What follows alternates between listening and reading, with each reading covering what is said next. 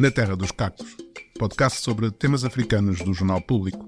Elísio Macamo e eu, António Rodrigues, discutimos quinzenalmente às quartas-feiras os assuntos de África. Porque, se como dizia o poeta moçambicano Eduardo White, os países africanos são hoje os grandes cacos e os pequenos cacos dos sonhos que eles partiram ontem, então todos devemos refletir a melhor forma de os colar. Sejam bem-vindos a mais um episódio do podcast Na Terra dos Cacos, o podcast do Jornal Público sobre temas africanos.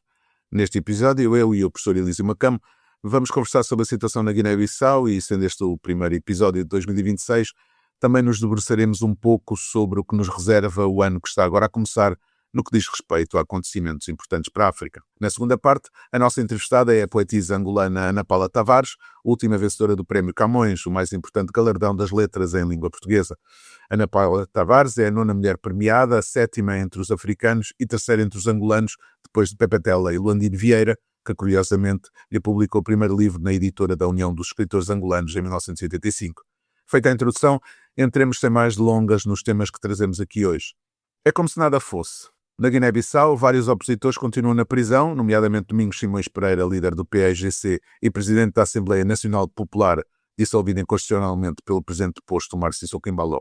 As atividades cívicas e políticas seguem extremamente condicionadas e o governo de transição, nomeado pelos militares golpistas liderados pelo general Horta Inta, ora presidente, gerindo o país como se nada fosse. Com Donald Trump a invadir em Venezuela para prender o seu presidente, Nicolás Maduro, com a guerra da Ucrânia ainda sem fim à vista, com Israel a continuar a matar palestinianos mesmo com o cessar-fogo em Gaza e com uma ordem mundial autoritária, unilateralista e agressiva, quem se importa com aquilo que se passa num pequeno país da costa ocidental africana, com instituições democráticas fragilizadas, uma cultura de golpes enraizada e presença muito forte de narcotráfico. A Guiné-Bissau parece entregue assim à sua sorte. A CEDEAO, a organização regional de que a Guiné-Bissau faz parte, remeteu-se ao completo silêncio, face à inércia dos militares golpistas em cumprir as exigências dos Estados-membros da organização na Cimeira de Abuja. Mesmo tendo em conta que o Bloco Regional está em estado de emergência, como afirmou o seu máximo representante da área executiva, o Presidente da Comissão, Omar Touray. Mesmo perante o facto de 3 dos seus Estados-membros, Mali, Burkina Faso e Níger, terem abandonado a organização de golpes de Estado, criando a Aliança dos Estados do Sahel, mesmo assim, a CEDEAO cala frente a novo golpe de Estado. Fernando Dias da Costa, o candidato presidencial, que é o que tudo indica ganhou as eleições de 23 de novembro, emitiu um comunicado a acusar o alto comando militar de estar a usar a prisão de Domingos Simões Pereira como forma de pressão para dar a volta às exigências da CEDEAO. Professor, será que tudo isto se conjuga para que num futuro não muito longínquo, feitas as reformas constitucionais, judiciais e da lei dos partidos políticos pelos militares, o Márcio Sissoko Embaló, o presidente do posto, volte ao país para ser novamente chefe de Estado, mas agora sem as amarras constitucionais para governar como tanto gosta? O que está acontecendo na Guiné-Bissau é muito lamentável e, infelizmente, confirmam uma intuição que eu tive no ano passado, já conversamos sobre isso, que as mudanças que estão a acontecer no mundo podem não ser uma boa notícia para os países africanos. Não é porque nós precisemos, digamos assim, da mão dos outros para encontrarmos o nosso caminho. Mas há sempre o problema do exemplo, né?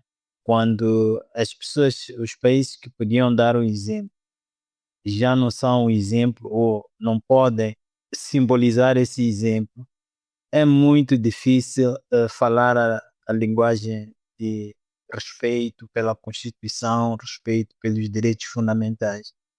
E então o que nós estamos a ver na Guiné é precisamente isso, né? Que está tudo à solta.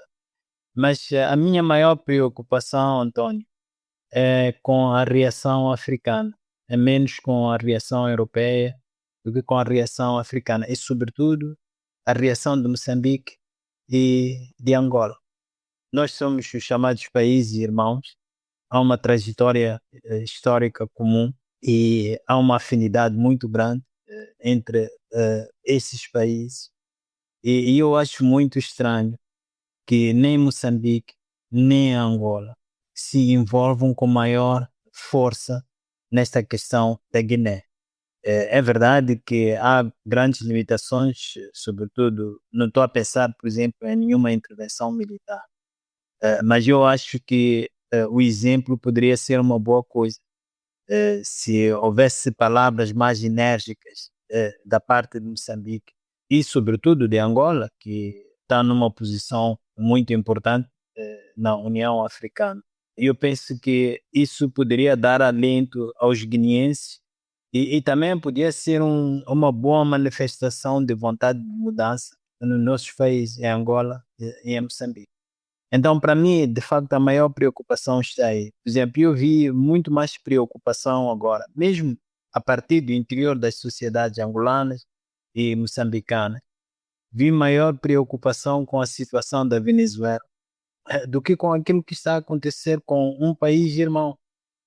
Aquilo que está a acontecer com o Domingos Simões é uma vergonha, retira-nos todo o direito e toda a moral, toda a ética de falarmos de forma crítica em relação ao comportamento de quem quer que seja, né? Então é isso que me preocupa em relação à Guiné. Agora, é provável que haja realmente um cálculo da parte de Sissoko, porque conforme eu disse num outro programa, num outro episódio nosso, ele tem a característica típica de líderes autoritários e, infelizmente, a cultura política típica da nossa elite política em África. É da falta de respeito pela sociedade, né? Então, não me surpreenderia que, de facto, isso fizesse parte de um plano de retorno para ele continuar a governar como sempre quis fazer, né? Então, é preocupante a situação da Guiné. E nesse aspecto ele teve muito sucesso, que foi na construção de uma rede de apoios internacionais, não é? Quer dizer, a forma como ele se moveu dentro do palco internacional, com a sua ida à Rússia, com a ida aos Estados Unidos e estar na sala oval com Donald Trump, com as visitas de várias vezes a Emmanuel Macron, com a grande ligação aos Emirados Árabes Unidos, e sabemos como os Emirados Árabes Unidos têm um papel importante em África neste momento, principalmente com o acesso, no acesso aos recursos naturais da África. Portanto, na verdade, o que ele está aqui talvez a tentar é conseguir fazer com que os frutos dessas suas relações internacionais, e ele passou grande parte do seu mandato em viagens internacionais, incluindo Portugal também, gostaria a tentar neste momento que essas relações, essas afinidades internacionais lhe permitam voltar ao poder outra vez, ou seja, na verdade é aquela velha da realpolitik, não é? Mais vale um vilão que nós conhecemos do que alguém que não se conhece, não é? Portanto, que é um bocado a lógica da política internacional desde sempre. Sim, sim. Não, eu acho que isso faz sentido, há uma certa plausibilidade aí. Agora é preciso também ter em conta que muitas vezes esses contactos, essas redes de influência só valem enquanto a pessoa estiver no poleiro, né? Assim que a pessoa cai do poleiro, essas influências deixam de contar, é o próximo, né? Portanto, é bem possível que o grande homem que agora está no poder passe a ser, digamos assim, o foco de atenção de todas essas outras pessoas. Mas não deixa de ser lamentável que as coisas sejam assim, e isso só volta a confirmar, acho que ainda vamos aprofundar essa temática no segundo tema. Não deixa de ser preocupante o contexto em que estas coisas estão a acontecer, o contexto internacional em que elas estão a acontecer. E, de facto, foi o pior momento para isto acontecer, para o caso da Guiné-Bissau. Uhum. Passemos, eu tinha aqui mais umas quantas questões sobre a Guiné-Bissau, mas não temos tempo para isso. Passemos já agora ao segundo tema, até porque este é um tema que poderá demorar ainda mais tempo, que é o dos acontecimentos de 2026 em África, e portanto vamos já para aí. O espírito do tempo, e lá como estávamos a falar, o espírito do tempo e as sombras que pairam sobre um mundo em mudança geopolítica para uma ordem mais autoritária e soberanista podem afetar grandemente o continente africano em 2026. Podemos ver um ano de 2026 como um campo de batalha de influências entre a China e os Estados Unidos por acesso a recursos naturais africanos, mas com países africanos mais preparados para resistir à exploração bruta das suas matérias-primas sem nada a dizer. Os Estados Unidos assumem a presença do G20 este ano, um palco multilateral que Donald Trump desdenha, mas que poderá usar para mostrar quem manda, porque, nomeadamente a África do Sul, aliás, o governo de Cyril Ramaphosa já está a preparar para não ser convidado para a cimeira de dezembro que se realiza em Mar-a-Lago, porque tem que sofrer as consequências de ter apresentado aquela queixa por crimes contra a humanidade contra Israel, portanto, há sempre esse problema. 2026 poderá ser um ano também importante para o futuro de Angola. João Lourenço não terá descartado ainda a possibilidade de conseguir convencer o MPLA e os seus deputados a alterarem a Constituição para eliminar o limite de 2 mandatos consecutivos e permitir que volte a ser cabeça de lista do seu partido e mostrar que a África está, nesse aspecto, em mudanças constitucionais para alterar esses limites constitucionais que foram impostos um bocadinho em quase todos eles nos anos 90, a princípios dos anos 2000, em que o mundo era outro. Também é um teste para a colaboração entre países, depois de Angola ter conseguido convencer a África do Sul, o Botsuana e a Namíbia a criar um consórcio internacional para gerir a empresa de diamantes de Beers. Entramos no ano com um conflito no Sudão que continua a matar sem dó nem piedade e tornar a maior catástrofe humanitária atual ainda maior, com mais deslocados a cada dia que passa. E temos ainda a possibilidade disso poder arrastar também o Sudão do Sul. É o mais jovem país do mundo desde 2012, continua sempre com graves perturbações e com rivalidades muito fortes entre os 2 grandes senhores da guerra e que na paz são bons na guerra, são maus na paz. Temos também 2026 em que as monarquias do Golfo vão continuar a investir fortemente para ter acesso aos minerais africanos, com o Qatar a juntar-se à Arábia Saudita e aos Emirados Árabes Unidos ultimamente como grandes protagonistas. E apesar de não ser um ano especialmente marcado por eleições, a verdade é que há umas quantas que podem desempenhar um papel importante, nomeadamente as presidenciais do Congo, no final de março, Congo-Brazzaville, em que o presidente Denis Sassou Nguesso, de 81 anos, que governa ininterruptamente desde 97, depois de um primeiro período entre 79 e 92, vai a votos novamente. A alteração constitucional de 2015 retirou o limite dos 70 anos de idade para concorrer à presidência e deixou-lhe, logicamente, o caminho livre para ficar até ao fim dos seus dias no cargo, como acontece com o Paulo Biá nos Camarões, que ele foi eleito em outubro para novo mandato presidencial com os 92 anos. Haveria mais assuntos a referir, acho que será um ano importante para a África, também para o seu país, Moçambique, com a retomada do projeto da Total Energies na bacia do Rovuma e a questão, logicamente, do jihadismo em Cabo Delgado. Mas para si, o que é que acha que vai marcar mesmo este 2026? Bom, o que eu acho que vai marcar este ano é a questão de saber se a nossa classe política consegue ler os sinais do tempo e fazer o certo, né? E o certo não é desenvolver os nossos países. Infelizmente, nós temos uma visão da governação muito virada para essa questão do desenvolvimento, né? Que é um defeito da forma como nós estamos integrados no mundo, né? Nós sempre pensamos que o que mais conta é, de facto, a, a saúde econômica e naturalmente que isso é verdade, mas para mim o mais importante é estar em condições de gerir seja o que for que acontecer. E a condição para isso não é econômica, a condição para isso é política. E há uma grande necessidade em todos os países africanos, mesmo aqueles que estão bem, de se preocuparem mais na criação de condições que permitam que tenham governos responsáveis. E ter governos responsáveis significa ter uma cidadania forte, tanto países onde é possível exercer a cidadania. Isto aqui corresponde a um princípio que é válido também para as relações internacionais, que é o princípio da limitação do poder, né? As relações internacionais só podem funcionar se o poder dos mais fortes for limitado, né? E se esse poder não for limitado, essas relações internacionais não vão funcionar. É por isso que estamos com problemas muito sérios agora com o Trump, que não quer ver o seu poder limitado, e com todas as outras autocracias que também não querem ver isso limitado. Então, como é que a gente responde a isso? A gente tem que responder reforçando a capacidade política dos nossos países. Sem isso aí, vai ser muito difícil, por exemplo, para Moçambique gerir o dossiê Total Energies, vai ser difícil para os 2 Congos gerirem os problemas que têm, vai ser difícil para qualquer país gerir os grandes desafios que se avizinham. Então, para mim, de facto, este ano aqui vai ser mais uma vez, um ano em que a classe política africana vai ter a oportunidade de mostrar se sabe ler os sinais do tempo, ou não. E infelizmente eu tenho algumas dúvidas em relação a isso. Salvo naturalmente, aquelas exceções, do costume, né, Cabo Verde, o Ghana até certo ponto, Maurícias e por aí fora. Mesmo Botswana neste momento está a ter grandes problemas, a esse nível, né.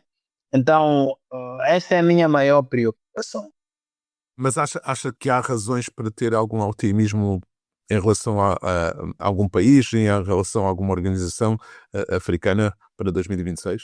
Eu sei que o professor gosta de ser otimista, portanto, estou à procura desse seu otimismo, porque confesso que o meu pessimismo está no máximo. Não, por acaso não tenho, nenhuma razão para estar otimista, né? Quando eu vejo as coisas que estão a acontecer neste momento, naturalmente que não consigo ver o que está a acontecer em todos os países. A gente sempre é influenciada pelos países que se destacam nas notícias, e normalmente são notícias negativas, né? Mas mesmo assim, elas são uma indicação, para aqueles países que podiam estar melhor, né? Por exemplo, o que nós estamos a ver no Uganda, o que nós estamos a ver no Congo Brazzaville, o que nós estamos a ver, Congo Kinshasa, República Democrática do Congo, o que estamos a ver na Guiné-Bissau, tudo isso aí não constitui uma boa indicação do que há de vir neste ano aqui. Portanto, não está a ver aquilo que devia estar a acontecer, que é um renovar do compromisso com respeito pela sociedade, né? Que seria aquilo que eu estava a dizer há bocado, que a gente tem que tornar os países africanos lugares seguros para o exercício da cidadania. Essa é a condição para que, quaisquer que sejam os desafios que a gente enfrentar neste novo ano, a gente os enfrente com algum sucesso. E eu repito que a condição para isso não é econômica e não é financeira, é política. E não há nenhum exemplo neste momento, em África, de algum líder político que tenha tomado consciência da importância que isso tem. Antes, pelo contrário, o que nós vemos, sobretudo do lado da oposição, mesmo no Uganda, por exemplo, em Moçambique, em Angola até certo ponto, por exemplo, eu fiquei um pouco decepcionado com a reação de Adalberto Costa Júnior à agressão americana. Não correspondeu à imagem que eu tenho dele, de uma pessoa prudente e de uma pessoa que pensa para além do hoje e do amanhã. Portanto, uma pessoa com um projeto político, né? Então, está a faltar este projeto político da parte mesmo da própria oposição em África. Portanto, um projeto político que enfatiza esta questão da cidadania, da responsabilização do poder, da importância que isto tem para que a África esteja em condições de enfrentar os desafios. Então, eu gosto de ser otimista, é verdade, mas estou com dificuldades neste momento porque não estou a ver esses sinais. E esses sinais é que haviam de me dar uma certa garantia de que as coisas possam ser melhores. Não é a natureza dos problemas que me preocupa, não é? Não são as guerras, não é a violência, não são os golpes de Estado, mas é questão de saber se está a haver em África algum raciocínio político positivo, né? E eu não estou a ver esse raciocínio político positivo. E por causa disso, yeah.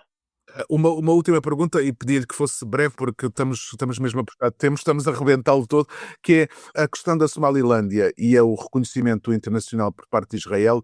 Poderá ser um passo para que haja mais questionamentos às fronteiras que os movimentos de libertação assumiram, às fronteiras coloniais que os movimentos de libertação assumiram, e isso poderá trazer problemas para a África no futuro próximo?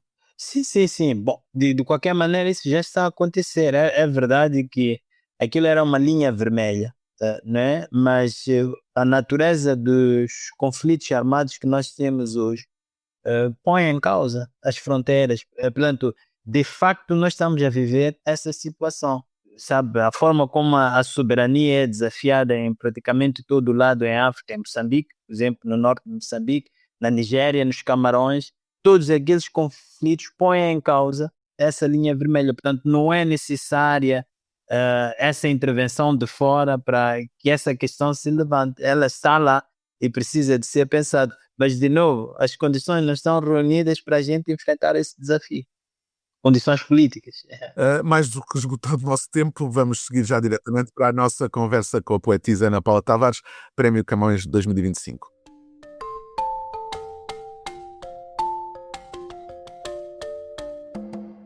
Nasceu na província da Huila, numa aldeia nas proximidades de Lubango, cidade onde tirou o bacharelato em História em 73, por não ter meios para estudar em Luanda, e onde deu aulas. Mudou-se para Luanda por causa da Guerra Civil, estou certo? Não foi bem por causa da Guerra Civil. Eu ainda vivi, depois da independência, em sítios onde havia guerra. Portanto, vivi primeiro na província do Kwanza Sul, e uma parte da província do Kwanza Sul tinha guerra, e depois na província de Benguela, também ela com locais onde a guerra acontecia. Sim. Só depois é que fui para Luanda, depois de 85. Licenciou-se em Lisboa em 1982, certo? Onde concluiu em 96 o mestrado em Literatura Brasileira e Literaturas Africanas de Língua Portuguesa pela Universidade de Lisboa, na mesma Faculdade de Letras, onde fez o doutoramento em Antropologia em 2010. E onde foi professor até agora a sua reforma, não é? Sim. Ana Paula Tavares, muito obrigado por estar aqui neste podcast, finalmente, depois de várias dificuldades de agenda. É um desejo nosso que se concretiza. Obrigada eu. Antes de mais, já lhe dei os parabéns, mas dou-lhe mais uma vez os parabéns pelo Prémio Camões. Acho que é um prémio que prestigia a sua obra, mas que também se prestigia ao tê-la entre os premiados. O seu percurso académico está pejado de atos. Imagino que lhe tenha acontecido a vida pelo meio e que não tenha sido propriamente planeado esses interregnos entre formações. Não foi. Não houve propriamente assim um plano de vida. Normalmente quem opta por uma carreira académica, não é? E isso eu descobri bastante mais tarde, faz projetos a partir do momento quase em que entra para a faculdade, não é? E eu sou de uma geração que está ali a cavalo entre... Portanto, já não é a geração dos anos 60, não é? E é a geração dos anos 70, não é? Que tem ou tinha uma nostalgia das grandes contestações universitárias que ocorreram dos mais de 68 da vida nas Europas, né? E que também tinha uma nostalgia em relação ao continente africano, em relação àqueles jovens que tinham optado por uma outra vida. Isto é, nós tínhamos todos uma consciência de que pessoas da nossa idade tinham deixado os sítios da colonização para ir para outros sítios lutar pela independência. E nós somos essa geração que vive um pouco essa nostalgia, mas afinal eu não fui nem para um lado nem para o outro, né? Não fui propriamente colaborar com o colonialismo, mas também não fui para a mata, não é? Como nós Sim. dizíamos. Então é uma geração que, quando toma consciência disso, tenta agarrar o momento e fazer alguma coisa. Portanto, essa noção de urgência, não é? Afasta de nós, ou da maioria de nós, ou pelo menos daqueles aos quais eu estava junto, afasta essa ideia de uma carreira. A ideia de que era preciso investir em si, em matéria de conhecimento, para avançar. A ideia de que era preciso publicar algumas coisas. O que surge é o que é que eu posso fazer para, de certa maneira, preencher esta lacuna, aquilo que me falta, não é? A ideia que nos surgiu, ou pelo menos a alguns de nós, foi: vamos alfabetizar adultos. Isso foi logo uma das primeiras ideias, e quer eu, quer um grupo de amigos, criámos, a partir do método Paulo Freire, né, pequeninos manuais, batidos ao stencil e policopiados, né, para irmos aproveitando muitas vezes a igreja. Nós entrávamos como gente da igreja, não é?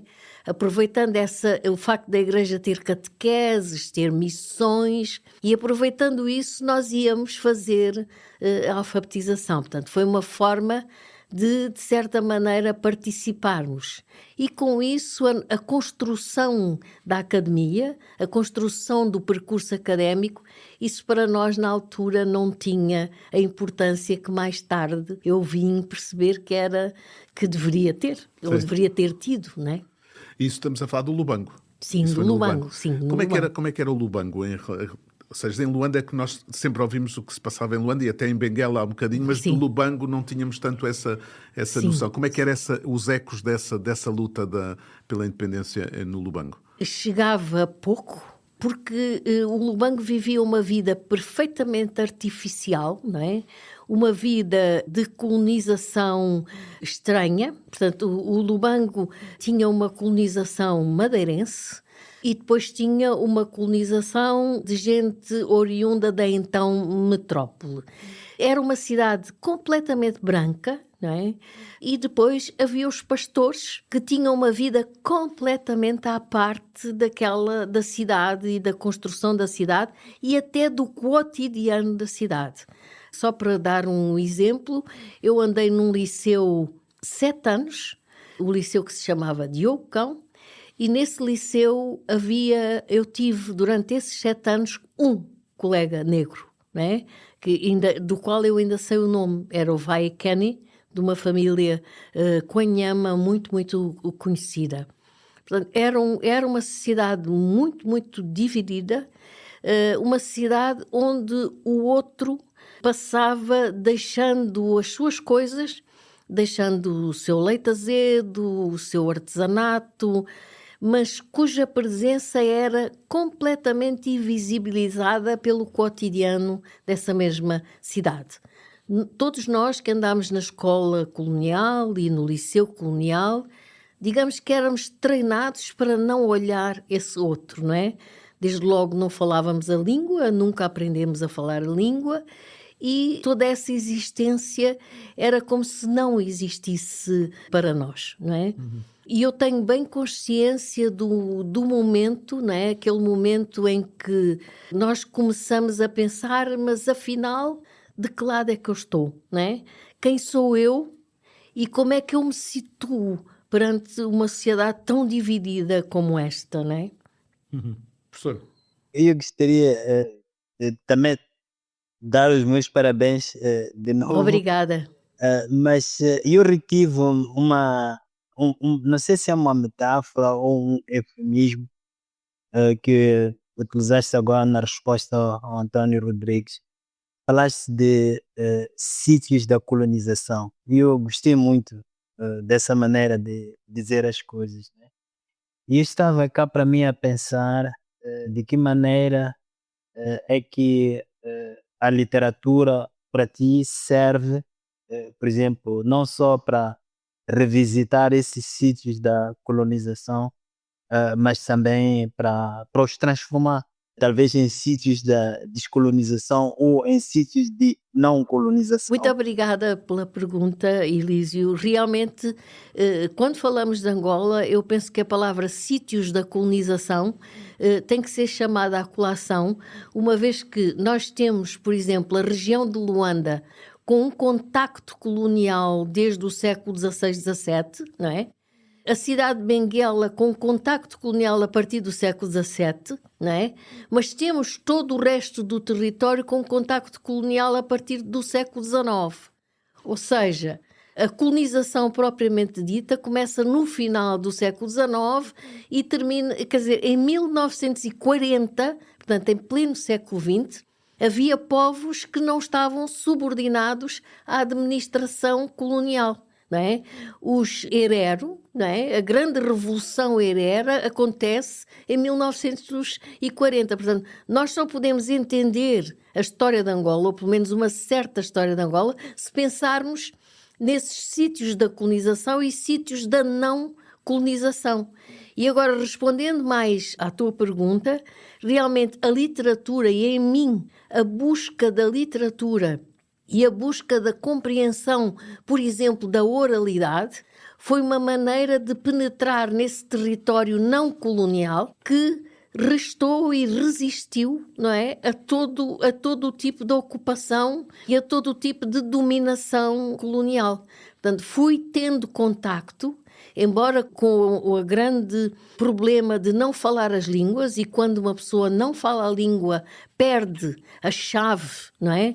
Perde o acesso profundo às ideias de uma determinada civilização, mas mesmo não falando a língua, estando atenta a várias manifestações, a esse património da oralidade, que de certa maneira manteve esses povos coesos, resistentes, resistindo às diferentes campanhas. Então, isso era para mim uma forma de recuperar, digamos assim, uma determinada identidade, não é?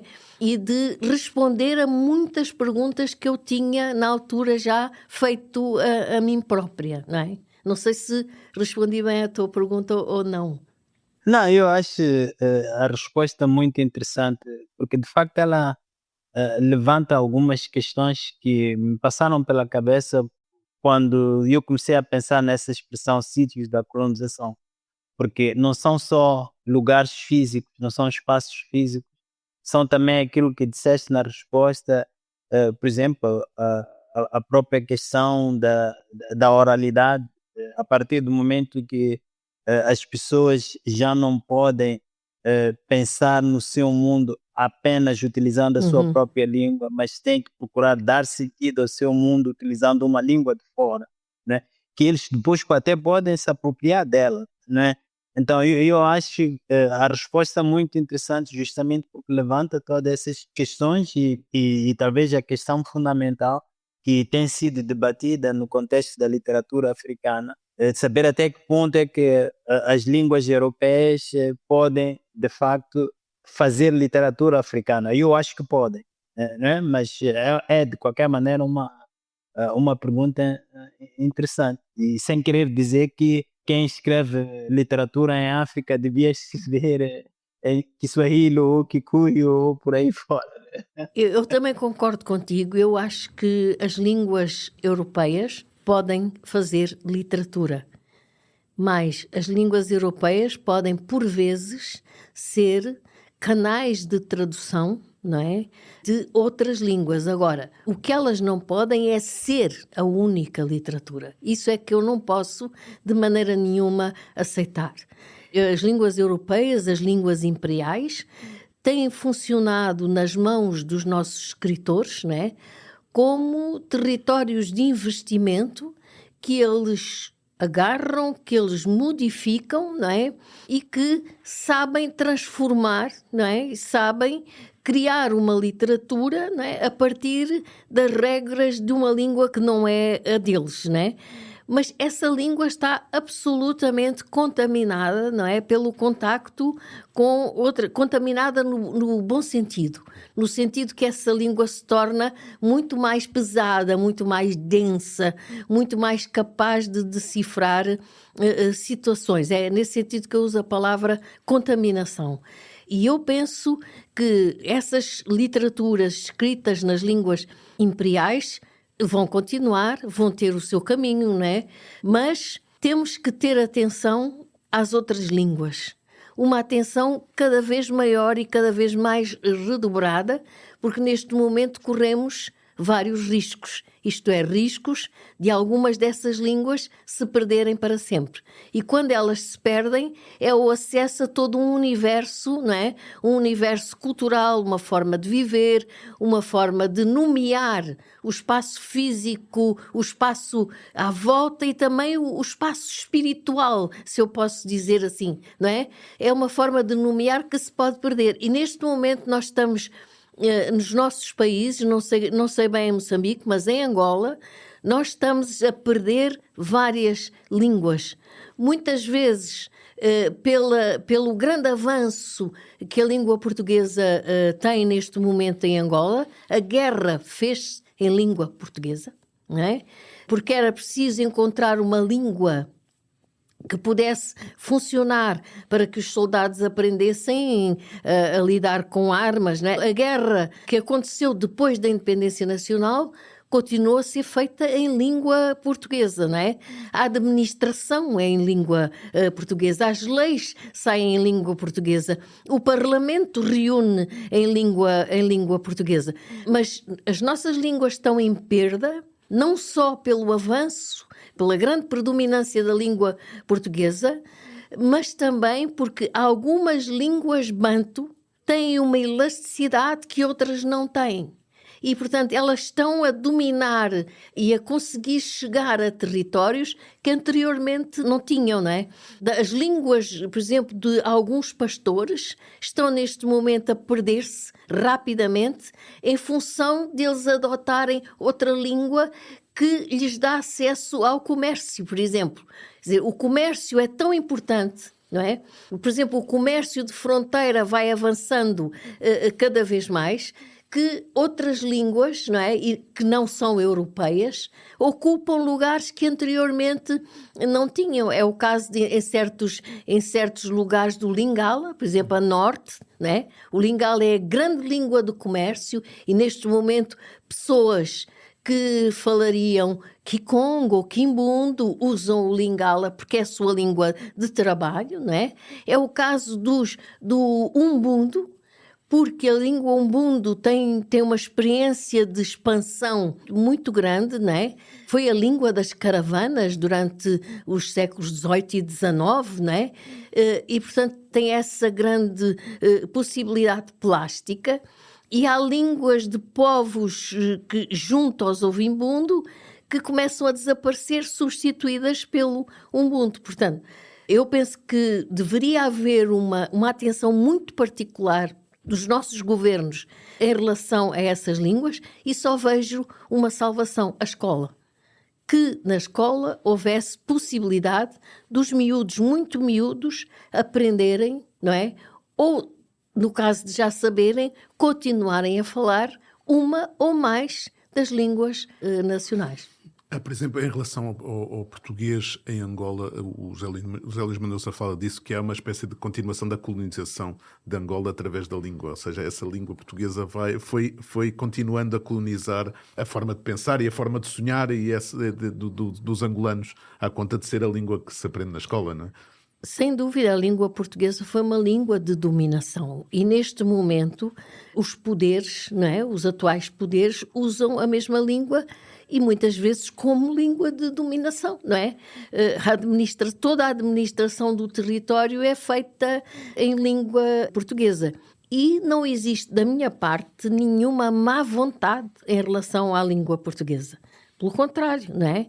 Agora, eu acho que uma língua tem que ser pensada em função da presença das outras línguas e em função da importância dessas outras línguas. E isso é que nunca foi pensado e nunca houve programas de ensino, programas de divulgação feitos na maioria das línguas banto que se falam no território angolano, não é? Mas já agora, o que é que significa este prémio? Porque eu continuo fascinado. O que é que significa? Tive poucas oportunidades de conversar com portadoras deste prémio. Como é que a pessoa se sente quando recebe a notícia? Em que circunstâncias é que a pessoa recebe essa notícia? Mas, sobretudo, como luso-angolana, o que é que ele significa? Bom, eu não me considero luso-angolana, eu considero-me angolana. Embora na minha ancestralidade, não é? Eu tenho tenho uma avó, as minhas duas avós, que são figuras importantíssimas na minha vida, não é? Oxalá eu um dia seja capaz de escrever essa homenagem que eu lhes devo, não é? E uma avó é de Castelo Branco e a outra avó é do Quanhama. Portanto, é mesmo assim, dividido uma e uma, não é? Mas eu sempre me considerei angolana, não é? Uma angolana que vive fora do seu país há muitos anos. O que significou o prémio para mim? Primeiro do que tudo, uma grande inquietação. O que é que eu vou fazer com isto? E o que é que eu vou fazer o que é que eu vou fazer a partir de agora? Porque realmente é um prémio que traz imensas responsabilidades, não é? Desde logo a responsabilidade da escrita. E aquilo que eu sinto neste momento é que eu devo a este prémio, né? Devo a capacidade da escrita. Coisa que não tive essa possibilidade durante todos estes anos da minha vida. Eu sempre trabalhei e a escrita ia aparecendo nos momentos livres, não é? Quando a escrita, não, ela exige uma dedicação total e completa, não é? Isso eu nunca tive essa possibilidade. Se realmente eu puder agora, no tempo que me resta, escrever aquilo que tenho pensado para escrever, já será uma boa coisa que o prémio fez, não é? Porque tudo o resto é uma grande inquietação, uma grande problemática, o pensar porque eu e não outra pessoa, ao lado de ter ficado muito contente por ser mulher, por ser poetisa. Portanto, duas coisas que normalmente, às vezes, não são escolhidas, não é? Nem a poesia, nem a mulher.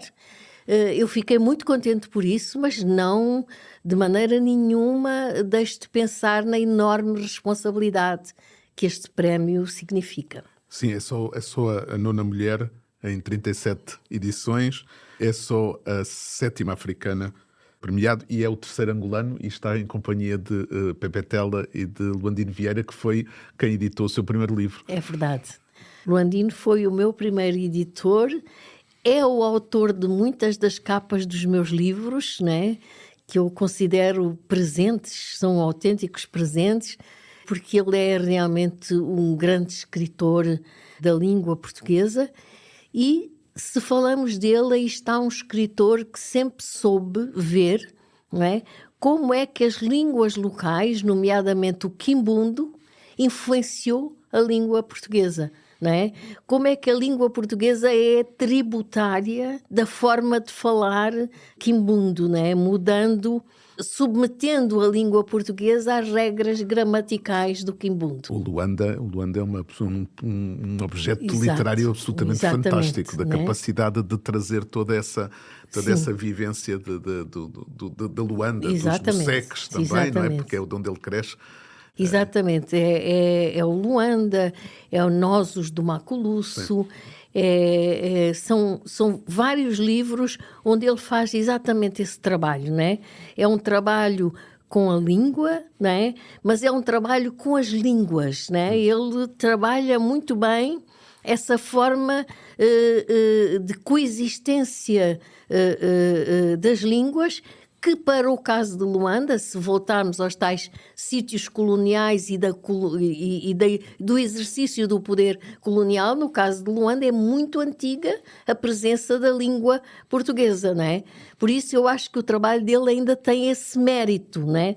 De pensar que o quimbundo, né, ensinou a língua portuguesa a fazer literatura de uma certa maneira, não é? Ser poetisa angolana para si não é uma consequência geográfica, é mesmo um compromisso ético com o lugar onde nasceu e com a história do seu país. É verdade, é um compromisso ético e é uma forma de resolver as minhas incapacidades. Eu não consigo sentar-me para escrever sem me transportar de alguma maneira para o sítio onde eu nasci. E quando eu começo a escrever, de novo voltam os pastores, voltam os hábitos, voltam os costumes, volta a língua que eu não falo, mas cujo som está aqui nos meus ouvidos, volta a vida daquelas mulheres e o único compromisso que eu tenho é não ter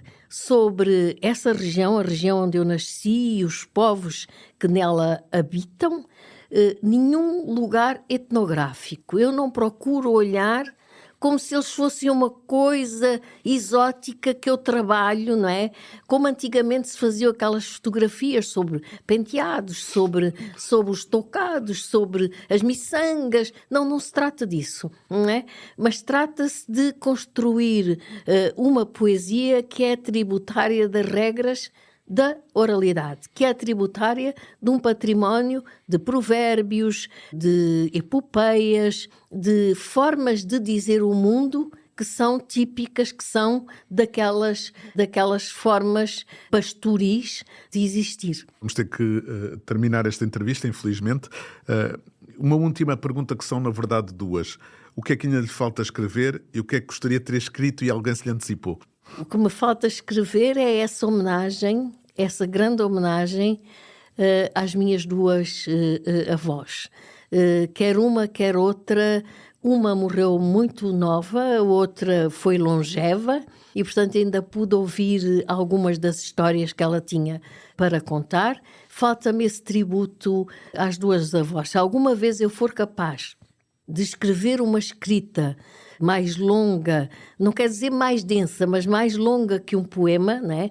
Porque eu normalmente na escrita em prosa, eu à 20ª página desisto, né?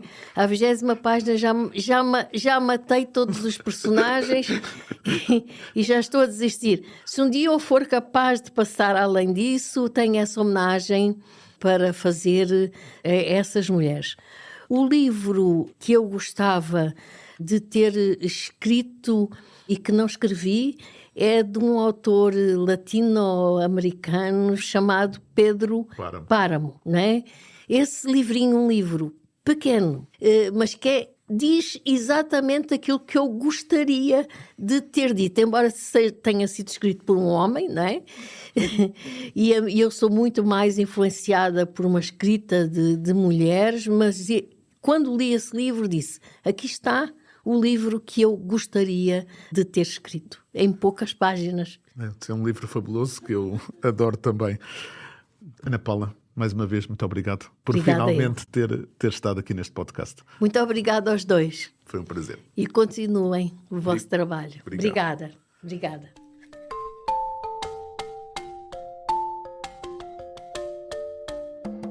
Estamos quase a chegar ao fim deste novo episódio de Na Terra dos Cacos, mas não podemos ir embora sem deixar aqui as nossas sugestões. Professor, o que é que nos trouxe desta vez? Bom, eu estou de férias e o que eu estou a fazer é recuperar todas as leituras que eu não fiz, sobretudo romances e novelas, e são coisas antigas. Então eu tive que procurar alguma coisa nova e encontrei um anúncio que é sobre uma conversa que vai acontecer aí mesmo em Portugal, em torno de um livro que se chama Educação Política, a Libertação na Guiné-Bissau, entre 1963 e 1974, de Sônia Vaz Borges, do Instituto Tricontinental de Pesquisa Social. É um livro ligeiramente antigo, mas vai ser discutido esse livro, tanto onde é que isso vai ser no dia 13 de janeiro, acho que é na Escola Superior Politécnico de Setúbal. E acho que isso vai ser uma coisa interessante, porque faz parte de uma espécie de movimento, né, sobre uma educação antirracista, e eu acho que essas são sempre boas coisas para refletir os momentos que a gente atravessa. Vai estar lá, por exemplo, a autora, e vai estar lá a orientar isso a socióloga Cristina Roldão, cujo trabalho eu aprecio bastante. Então, essa é a minha recomendação. Quem estiver por aí, em Setúbal, terça-feira, dia 13, vai haver uma coisa interessante. Eu, pela minha parte, venho falar de 2 livros que vão ser lançados esta sexta-feira, dia 9 de janeiro, no mesmo sítio, na Biblioteca do Palácio de Alveiras, em Lisboa. Às 18 horas é apresentado 50 anos de independências africanas vistos pelos seus cidadãos, coeditado pela editora portuguesa Perfil Criativo e pela angolana Elivulo, e coordenado por Eugénio da Costa Almeida e Rui Verde. Conta com testemunhos de mais de 40 personalidades dos 5 palopes sobre os processos independentistas em cada um desses países.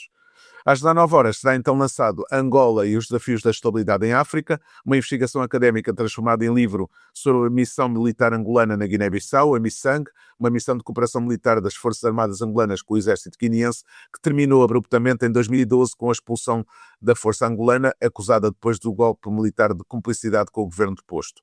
E com isto, chegamos ao fim deste episódio, mas antes queria deixar aqui uma novidade. O professor Elísio Macampo passa a ser, a partir da próxima quarta-feira, dia 14, colunista regular do Público. Vai escrever quinzenalmente à quarta-feira, alternando com este podcast. Portanto, terão a presença de Elísio Macampo todas as semanas no Público. A todos os que ouvem o professor, passam agora também a poder lê-lo. E agora sim, vamos despedir até ao próximo episódio. Professor, como sempre, foi um prazer. Um grande abraço. Foi um grande prazer também e outro abraço aí.